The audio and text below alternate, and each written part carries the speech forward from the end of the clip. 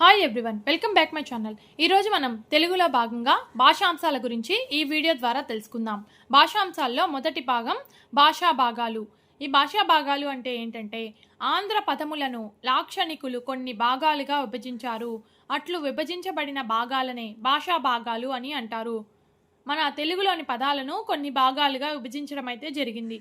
వాటిని ఏమంటారంటే, ఈ భాగాలను ఏమంటారంటే భాషా భాగాలు అని అంటారనమాట. భాష ఎందలి భాగములు కావున భాషా భాగాలు అని దీనికి పేరు వచ్చిందనమాట.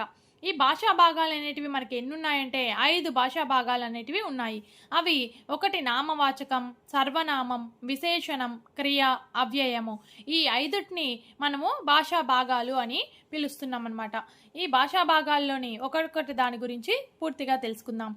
అందులోని ఒకటి నామవాచకం. నామవాచకం అంటే ఏంటంటే, నామం అంటే పేరు, నామమును తెలియజేయనది నామవాచకం అవుతుంది. అంటే పేరుతో తెలియజేసే పదాలన్నింటినీ కూడా నామవాచకం అని చెప్పి అనడం అయితే జరుగుతుంది. ఈ నామవాచకాలు అనేటివి 5 రకాలుగా ఉంటాయన్నమాట. ఈ నామవాచకాలు అనేటివి ఎన్ని రకాలుగా ఉంటాయంటే 5 రకాలుగా ఉంటాయి. ఈ 5 ఏంటంటే, ఒకటి జాతి నామవాచకము, సంజ్ఞా నామవాచకము, గుణ నామవాచకము, సాముదాయక నామవాచకము, క్రియా నామవాచకము. ఈ విధంగా నామవాచకం అనేది పేర్లను తెలియజేసే దానికి ఉపయోగించే దానిని నామవాచకం అని అంటారనమాట. ఈ నామవాచకాలు 5 రకాలు: జాతి, సంజ్ఞ, గుణ, సాముదాయ, క్రియ. ఈ విధమైన 5 నామవాచకాలను కలిగి ఉందన్నమాట. అందులో ఒక్కొక్కటి దాని గురించి చూద్దాము. ఒకటి జాతి నామవాచకము. అంటే జాతి నామవాచకం అంటే ఏంటంటే, సమానమైన స్వరూప స్వభావములు కల వస్తువుల సమూహాన్ని జాతి అని అంటారు.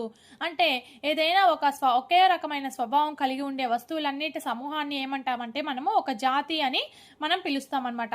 ఈ విధంగా సామాన్య నామవాచకం అని దీనికి మరొక పేరు. అంటే ఈ జాతి నామవాచకానికే ఇంకొక పేరు ఏంటంటే సామాన్య నామవాచకం అని కూడా మరి ఒక పేరు అనమాట. ఈ జాతి నామవాచకం ఏ విధంగా ఉంటుందంటే, ఉదాహరణకు సింహము, పులి, నక్క, మానవులు మొదలైనవి. సింహం అంటే సింహం జాతికి సంబంధించినటువన్నీ కూడా అది ఒక జాతికి సంబంధించినట్లు చెప్తున్నాం కాబట్టి ఇది జాతి నామవాచకం అవుతుంది. ఈ విధంగా జాతి నామవాచకం కాకుండా ఇది సింహం ఇచ్చేసి ఉంటే కింద నామవాచకమా, క్రియ, విశేషణమా ఆ విధంగా అడిగితే అది నామవాచకం కిందకి వస్తుందన్నమాట. ఈ విధంగా నామవాచకంలో రకాల గురించి అడిగినట్లయితే ఇది జాతి నామవాచకం కిందకి వస్తుంది. పులి, నక్క, మానవులు ఇదంతా ఒక జాతికి సంబంధించింది కాబట్టి. సెకండ్, సంజ్ఞా నామవాచకము. సంజ్ఞ అంటే ఒక గుర్తు అనమాట. దానిని తెలియజేసే సంజ్ఞలు అనగా వస్తువుల పేర్లను తెలుపుతుంది. అంటే వస్తువుల పేర్లు అలాగే వాటి యొక్క గుర్తులను తెలియజేసే పేర్లను, వస్తువుల యొక్క పేర్లను ఏమంటారంటే సంజ్ఞ. అంటే మనకి ఆ పేరు చెప్పంగానే అది గుర్తుకు రావడం అనమాట. సంజ్ఞా నామవాచకం అంటారు. ఉదాహరణకు రాముడు, భీముడు, సుమతి, తుంగభద్రా నది, రామాయణం మొదలైనవి సంజ్ఞా నామవాచకం కిందకి రావడం జరుగుతుంది. తర్వాత మూడవది గుణ నామవాచకము. గుణ నామవాచకం అంటే పేరులోనే ఉంది, గుణముని గురించి తెలియజేసేదనమాట. ఒక వస్తువు యొక్క గుణమును చెప్పే నామవాచకాన్ని ఏమంటారంటే గుణ నామవాచకం అని అంటారనమాట. ఉదాహరణకి మంచి, చెడు, తీపి, పులుపు, నలుపు, తెలుపు మొదలైనవన్నీ కూడా గుణ నామవాచకాన్ని కిందకి వస్తుందన్నమాట.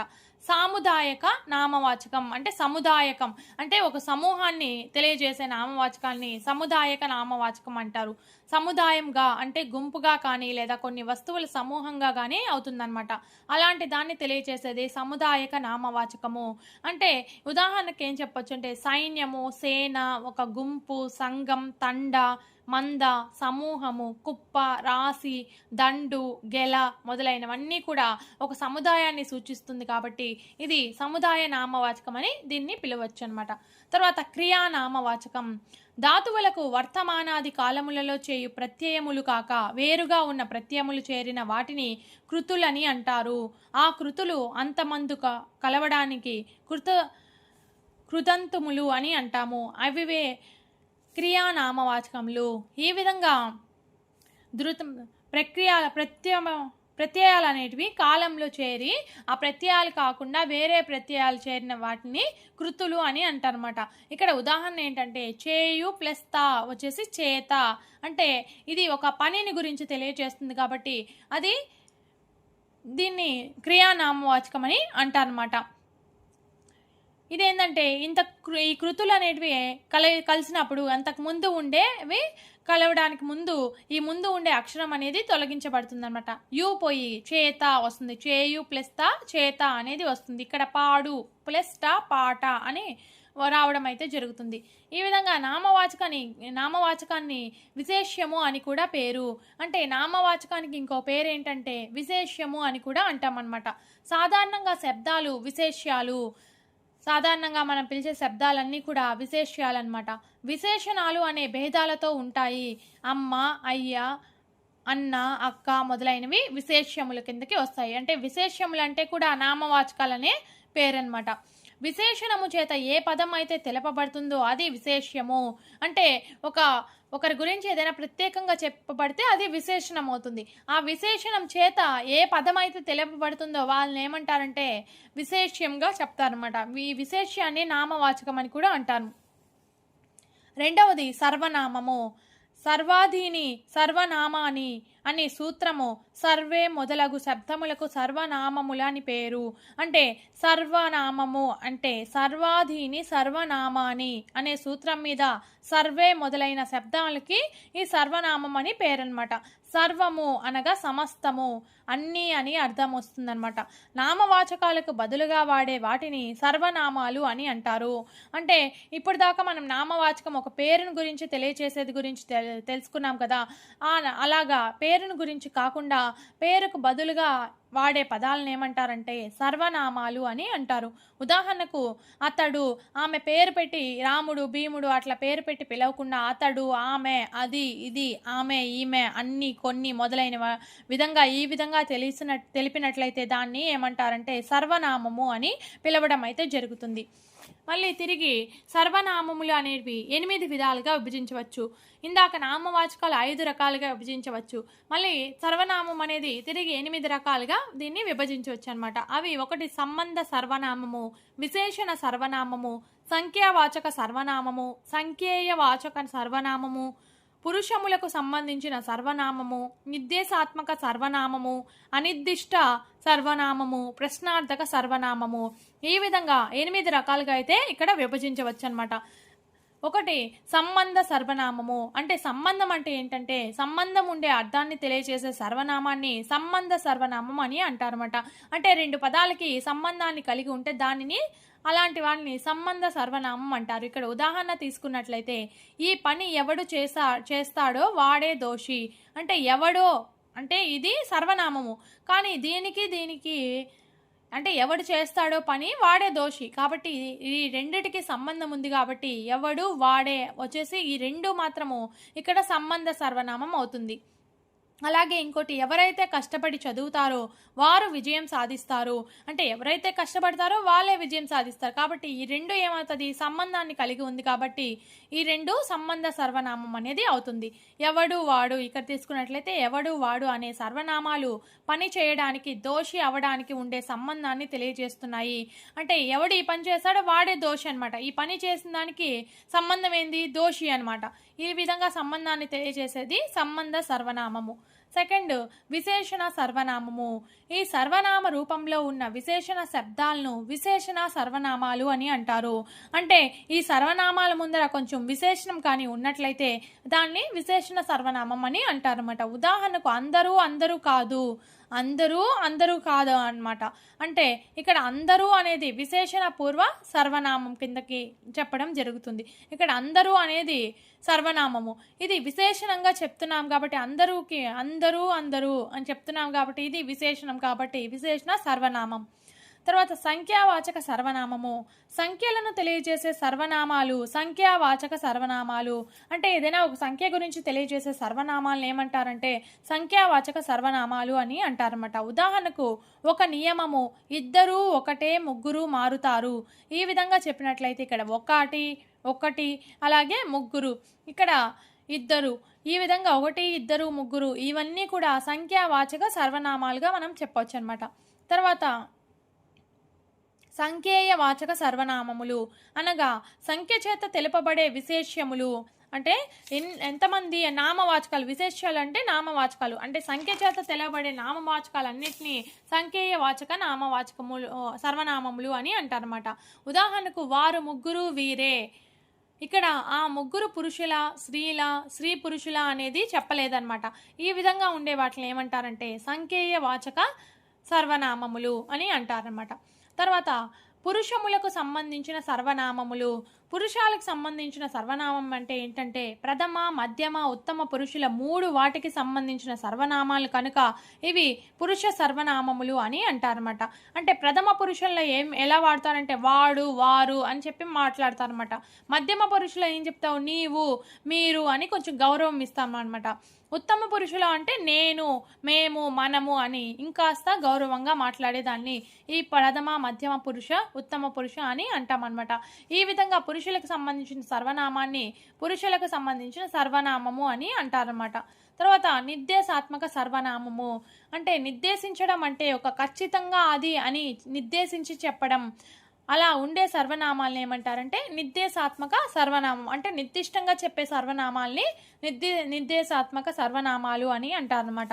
ఉదాహరణకి ఇది, ఇవి, అది, అవి, ఆమె, ఆయన, ఖచ్చితంగా ఆమె అని చెప్తున్నాం కాబట్టి ఆమె, ఖచ్చితంగా నిర్దేశంగా చెప్తున్నాం కాబట్టి నిర్దేశాత్మక సర్వనామము.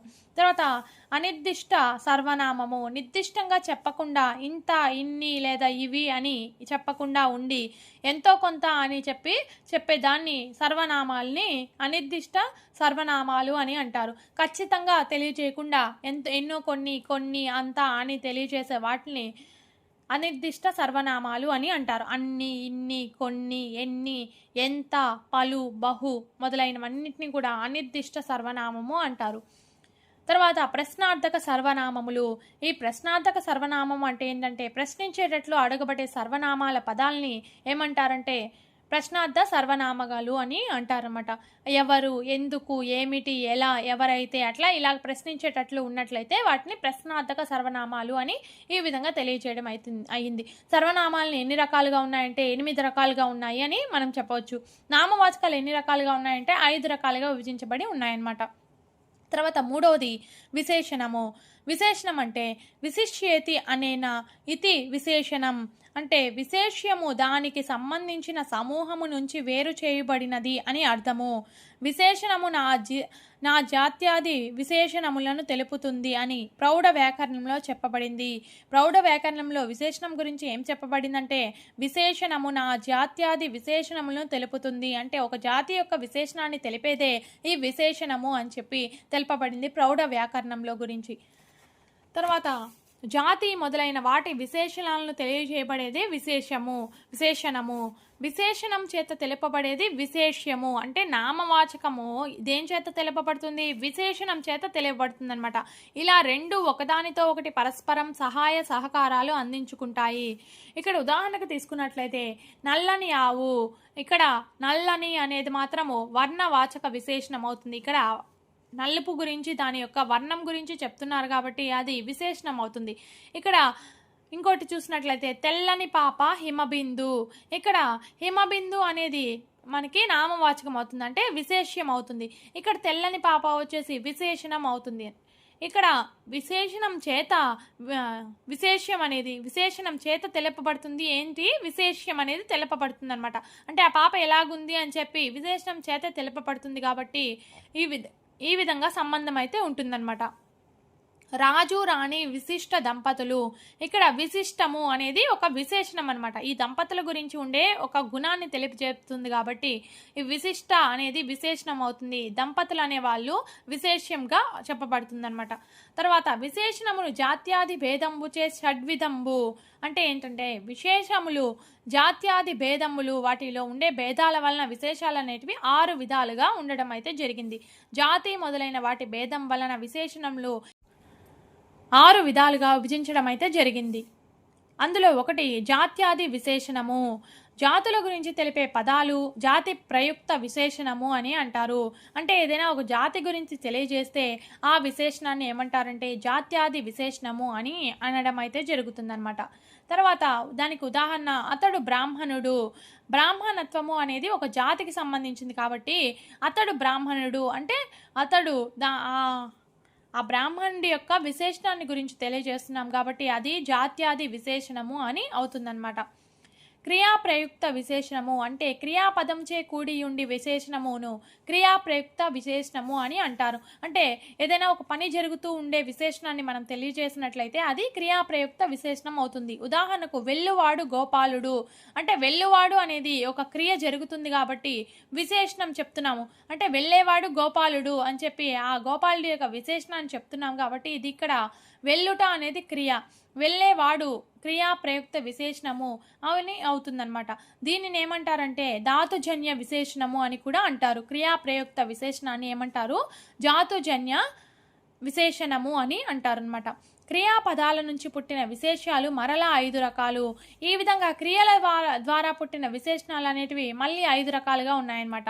ఒకటి వర్తమాన కాలిత ధాతుజ విశేషణములు అంటే వర్తమానం ప్రస్తుతం జరుగుతున్న కాలం గురించి చూస్తున్నా, రాస్తున్నా, చేస్తున్నా ఈ విధంగా చెప్పినట్లయితే ఆ విశేషణాలు వచ్చేసి వర్తమాన కాలిత ధాతుజ విశేషణాలుగా మనం చెప్పవచ్చు. రెండోది భూతకాలిక ధాతుజ విశేషణములు. ఉదాహరణకు చదివినా, రాసినా, చూసినా అంటే భూతకాలం జరిగిపోయిన కాలం గురించి చెప్పే విశేషణాలను ఏమంటారంటే భూతకాలిక ధాతుజ విశేషణము అని అనడం అయితే జరుగుతుంది. మూడోది భవిష్యత్తు కాలిక ధాతుజ విశేషణము అంటే భవిష్యత్తుగా అంటే జరగబోతుంది అనే విషయాన్ని తెలియజేసే విశేషణాలను ఏమంటారంటే భవిష్యత్తు కాలిక ధాతుజ విశేషణము అని అంటారనమాట. ఇక్కడ ఉదాహరణకి తినగల, చేయగల, చదవగల అని చెప్పొచ్చు. మళ్ళీ వ్యతిరేకార్థ కాలిక ధాతుజ విశేషణము అంటే ఏంటంటే వ్యతిరేకార్థం అంటే వ్యతిరేకంగా చెప్పదాన్ని, అలాగే వ్యతిరేకార్థ కాలిత ధాతుజ విశేషణము అంటారు. ఉదాహరణకు చదువని, రాయని, చూడని ఆ విధంగా తెలియజేస్తారు. తద్ధర్మాత్మక ధాతుజ విశేషణము అంటే తద్ధర్మంగా అది ఎప్పటికీ జరుగుతుంది అని చెప్పేదాన్ని తద్ధర్మాత్మక ధాతుజ విశేషణము అని అంటారన్నమాట. ఉదాహరణకు చదువు, రాసెడి, చూచు అనేది మొదలైనవన్నీ చెప్పొచ్చు. తర్వాత మూడోది గుణప్రయుక్త విశేషణము. గుణప్రయుక్త విశేషణం అంటే ఒక గుణం అంటే స్వభావము అంటే గుణంతో కూడిన విశేషాలను తెలియజేసేదే గుణప్రయుక్త విశేషణం అని మనం చెప్పొచ్చు అనమాట. తర్వాత ఉదాహరణకు తీసుకున్నట్లే రాణి మనోహరమైన స్త్రీ, అక్కడ స్త్రీ యొక్క అదే రాణి యొక్క గుణాన్ని గురించి తెలియజేస్తుంది కాబట్టి అది మనోహరమైంది అని తెలియజేస్తుంది కాబట్టి ఇక్కడ గుణాత్మకమైన ప్రయుక్త విశేషణంగా మనం చెప్పుకోవచ్చు. ఇక్కడ రాణి ఎలాంటిదో మనోహరం అనే పదం తెలియజేస్తూ అది విశేషణం అయి గుణం గురించి తెలియజేస్తుంది కాబట్టి గుణం ప్రయుక్త విశేషణం అవుతుంది. ఇక్కడ నాలుగోది ద్రవ్య ప్రయుక్త విశేషణం. ద్రవ్యం అంటే పదార్థం లేదా ధనం మొదలైనవి. అలాంటి పదార్థాలు విశేషణములుగా ఉంటే అవి ద్రవ్య ప్రయుక్త విశేషణము అని అంటారన్నమాట. ఉదాహరణకు కేశవుడు ధనవంతుడు అంటే ధనవంతుడు గురించి అంటే ఒక పదార్థము లేదా ద్రవ్యం గురించి తెలియజేసే విశేషణాన్ని ఏమంటారంటే ద్రవ్య ప్రయుక్త విశేషణం అంటారు. ఇక్కడ కేశవుడు ఎలాంటి వాడో తెలుపుతున్నాడు అంటే వాళ్ళ యొక్క గుణాన్ని గురించి తెలుపుతున్నారు అంటే వాళ్ళు ఎలాంటి వాళ్ళు అని చెప్పి తెలియజేసేదాన్ని విశేషణం అంటారనమాట. ధనవంతుడు పదం దీనినే ద్రవ్య ప్రయుక్త విశేషణం అంటే అని అంటారనమాట. తర్వాత సంఖ్యా ప్రయుక్త విశేషణం. సంఖ్య ద్వారా తెలియజేయబడే విశేషణాన్ని సంఖ్యా ప్రయుక్త విశేషణం అని అంటారు. అంటే ఒక సంఖ్య గురించి తెలియజేసే విశేషణాన్ని ఏమంటాడంటే సంఖ్యా ప్రయుక్త విశేషణం అంటారు. ఉదాహరణకు అతడొక్కడు బాలుడు, అతడొక్కడు అంటే ఒక్కడు గురించి చెప్తున్నాడు. అతడొక్కడు బాలుడు అంటే ఆ అబ్బాయి ఒక్కడే బాలుడు అని చెప్తున్నాడు. ఆ అబ్బాయి యొక్క విశేషణాన్ని గురించి చెప్తున్నాడు కాబట్టి ఒక్కడు అనేది సంఖ్యావాచక విశేషణంగా మనం ఇక్కడ చెప్పొచ్చు అనమాట. మళ్ళీ ఆరోది సంజ్ఞా ప్రయుక్త విశేషణం. సంజ్ఞ అంటే గుర్తు లేదా పేరు అనమాట. వాటిని తెలియజేసే విశేషణాన్ని సంజ్ఞా ప్రయుక్త విశేషణం అని అంటారనమాట. ఉదాహరణకు ఆమె దేవదత్తుని భార్య అంటే ఆ భార్య అనే ఆమె ఎవరి భార్య అని చెప్తున్నారు? దేవదత్తుని అంటే అది ఒక గుర్తుగా చెప్తున్నారు కాబట్టి దేవదత్తుని అనేది ఏమవుతుందంటే సంజ్ఞావాచకం అని అవుతుందన్నమాట. ఆ సంజ్ఞావాచకాన్ని బట్టి వాళ్ళ భార్య అని చెప్తున్నారు కనుక ఇది సంజ్ఞా ప్రయుక్త వాచక విశేషణంగా మనం చెప్పుకోవచ్చు. తర్వాత నాలుగవది క్రియ అనమాట. క్రియ అనగా ధాతువు. పనులను స్థితులను తెలియచేసే పదాలను క్రియలు అని అంటారు. భాషా భాగములలో క్రియ ఒకటి. అంటే ఏదైనా పనుల గురించి తెలియచేసే దాన్ని ఏమంటారంటే క్రియలు అంటారనమాట. ఈ క్రియలు అంటే ఉదాహరణకు రాముడు రావణుణ్ణి చంపెను. ఇక్కడ వాక్యంలో చంపెను అనేది ఒక క్రియ, అంటే ఒక పని చేశాడు కాబట్టి అది ఒక క్రియ అని చెప్పొచ్చు అనమాట. క్రియలు ప్రధానంగా 4 రకాలు. ఈ క్రియలు అనేటివి తిరిగి ఎన్ని రకాలుగా ఉన్నాయి? 4 రకాలుగా ఉండడం అయితే జరిగింది. అవి సమాపక క్రియ, అసమాపక క్రియ, న్యూన్యక్రియ, నిపాత క్రియ, ఈ విధంగా 4 రకాల క్రియలు అయితే ఉన్నాయన్నమాట. అవి ఏంటంటే సమాపక క్రియ అంటే ఎలా ఉంటుందంటే వాక్యాన్ని పూర్తి చేసే క్రియ. ఒక వాక్యంలో ఆ పని అనేది పూర్తి అయిపోతే దాన్ని సమాపక క్రియగా చెప్పొచ్చు. ఉదాహరణకు రాముడు అన్నం తిన్నాడు అంటే తిన్నాడు కాబట్టి అది మొత్తం పూర్తి అయిపోయింది, ఆ వాక్యం అనేది పూర్తి అయిపోయింది కాబట్టి అది సమాపక క్రియ. ఇంకోటి రెండోది అసమాపక క్రియ, వాక్యాన్ని పూర్తి చేయనటువంటి క్రియ. అంటే ఇక్కడ ఒక పని జరిగింది కానీ అది వాక్యం అనేది పూర్తి చేయకుండా ఉన్నిందనమాట, అది అసమాపక క్రియ కిందకి వస్తుంది.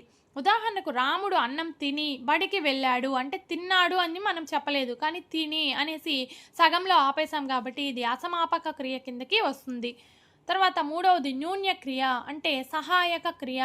అంటే ఇది ఒకటి జరిగితే ఏమో అంటే ఊహించి చెప్పేదాన్ని సహాయక క్రియ అని అంటారనమాట, న్యూన్య క్రియ. ఉదాహరణకు నేను రేపు రాగలను అంటే రాలేను అంటే ఖచ్చితంగా చెప్పకుండా సహాయాన్ని తీసుకొని చెప్పేదాన్ని ఏమంటారంటే న్యూన్య క్రియ అంటారు. ఇక్కడ రాగలను అనేది న్యూన్య క్రియ కిందకి చెప్పచ్చు. ఫోర్త్ది నిపాత క్రియ. ఒక వాక్యం లేదా పదానికి ఉద్దేశం లేదా ప్రాధాన్యత జోడించే క్రియను నిపాత క్రియ అని అంటారన్నమాట. ఒక వాక్యానికి లేదా పదానికి ఒక ఉద్దేశం అనేది సూచించాలన్నమాట. అతడు చూడండి అంటే మనం ఉద్దేశపూర్వకంగా చెప్తున్నాం కాబట్టి అతన్ని చూడండి అని చెప్తున్నాం కాబట్టి ఇక్కడ చూడండి అనేది ఏమవుతుందంటే నిపాత క్రియ కిందకి వస్తుంది. చూడండి అంటే చూస్తున్నారు కాబట్టి అది ఒక క్రియ. అది ఏం క్రియ అంటే నిపాత క్రియ అన్నమాట. తర్వాత నాలుగవది అవ్యయం.